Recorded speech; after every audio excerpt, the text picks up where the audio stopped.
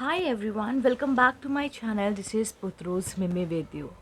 आज मैं आपको बताने वाली हूँ कि एक टॉपिक प्रेगनेंसी होती क्या है, अ, एक टॉपिक प्रेगनेंसी होने का कारण क्या है और इससे आपको क्या क्या परेशानी हो सकती है। जी हाँ, मेरी वीडियो को प्लीज़ अंत तक देखिएगा और अगर आप मेरे चैनल पर नए हैं तो आप मेरे चैनल पुत्रोज मिमी को तुरंत से सब्सक्राइब कर लीजिए, क्योंकि ऐसे ही इन्फॉर्मेटिव वीडियोज़ जो है मैं अपने चैनल द्वारा आप तक पहुँचाती रहती हूँ। So let's start today's video.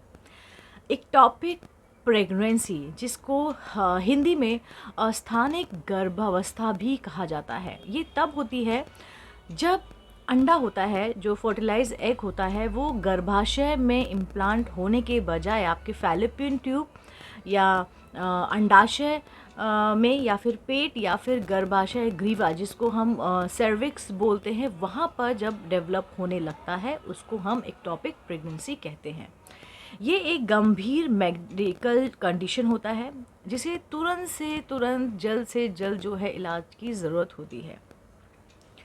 सबसे पहले जानते हैं कि ये क्यों होती है, एक्टोपिक प्रेगनेंसी होने के कारण क्या क्या होते हैं। देखिए, सबसे पहले जो है फैलोपियन ट्यूब में रुकावट आपकी होना शुरू हो जाती है। अगर ट्यूब में सूजन है या फिर उसमें इन्फ्लामेटरी कुछ डिज़ीज़ हो, तो ये जो अंडाशय होता है, यानी कि जो आपका फर्टिलाइज एग होता है, वो गर्भाशय तक नहीं पहुंच पाता है, जिससे वो आपके फैलोपियन ट्यूब में या फिर कहीं पे भी जहाँ पर मैंने जगह बताई है वहाँ पर इम्प्लांट होना जो है शुरू हो जाता है, जिसको हम एक्टोपिक प्रेगनेंसी कह सकते हैं।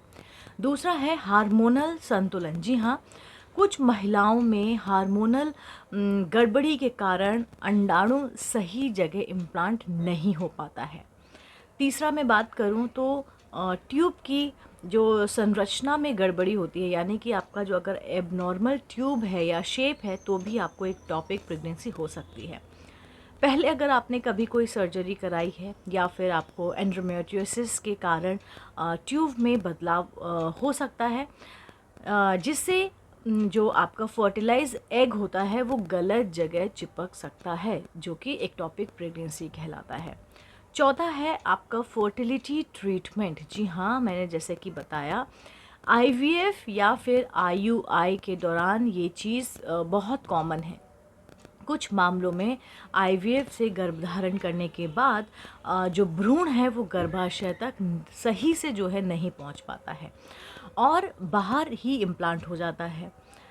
पांचवा आपका है पिछली एक्टोपिक प्रेगनेंसी का इतिहास। जी हाँ, ये भी बहुत मैटर करता है। यदि पहले भी आपको एक्टोपिक प्रेगनेंसी हो चुकी है तो दोबारा होने का खतरा जो है बढ़ सकता है। छठा है धूम्रपान, यानी कि आपका स्मोकिंग। धूम्रपान फैलोपियन ट्यूब को नुकसान पहुंचा सकता है, जिससे निषेचित अंडा सही जगह पर नहीं पहुंच पाता है। सातवां है आपका आईयूडी, जिसको इंट्रा यूट्रेरियन डिवाइस भी कहा जाता है, या फिर गर्भ निरोधक जो गोलियां आती हैं उसका अगर आप उपयोग करते हैं तो भी इसके चांसेस रहते हैं। जी हाँ, गर्भ निरोधक उपकरण या फिर कुछ दवाइयाँ कभी कभी जो है गर्भाशय में निषेचन को रोक सकती हैं, यानी कि फर्टिलाइजेशन को रोक सकती हैं। लेकिन दुर्लभ मामलों में जो आपका फर्टिलाइज एग होता है वो ट्यूब में इम्प्लांट हो सकता है। अब मैं आपको बताती हूँ कि एक्टोपिक प्रेगनेंसी के जोखिम को आप कैसे कम कर सकते हैं। देखिए, यौन संक्रमण रोग, यानी कि जिसको एसटीडीज़ कहा जाता है, से बचने के लिए सुरक्षित आप जो है रिलेशन बनाइए। दूसरा, पेल्विक इन्फेक्शन का समय समय पर आप इलाज कराइए। अगर आपको ये कंटिन्यू होता है या आपको होता भी है तो आपका समय पे इलाज कराइए। धूम्रपान से बचें और हेल्दी लाइफस्टाइल को अपनाइए। अगर पहले कोई भी प्रजनन संबंधित समस्या रही हो तो डॉक्टर से नियमित आप अपनी जांच करवाइए। अगर आपको कुछ भी बॉडी में ऐसा अनयूजुअल सा फील होता है, अगर आप प्रेगनेंसी प्लान कर रहे हैं, तो without wasting your time please visit your doctor, consult your doctor.